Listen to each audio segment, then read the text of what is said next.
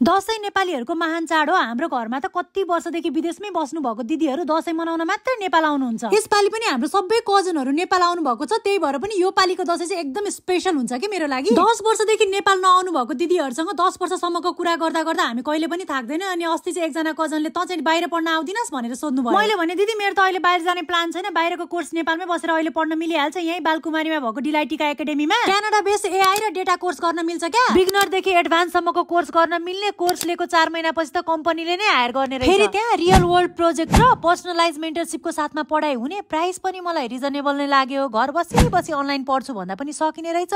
कोर्सको time पनि फेरि non office आवरमा राख्न मिल्ने, रेकर्डेड सेसनहरू पनि रहेछ भने। पढाउने मात्र नभएर प्रोजेक्टहरू पनि गराउने, जस्तो mock interview, resume writing, portfolio development, networking and application जस्ता कुराहरूमा फोकस भएर पढाइ हुने। अनि ट्रेनिङ र इन्टर्नशिपको सर्टिफिकेट पनि पाइने। अहिले त झन् दशैं तिहार अफर पनि लागिरहेको रहेछ। फेस्टिभल 2025 कोड हाल्यो भनेदेखि 15% डिस्काउन्ट पनि पाइने रहेछ। भन्देको थिएँ दिदी त टुवा पर बस्नु। अब तपाईहरु पनि जाने हैन त डिलाइटिका एकाडेमी।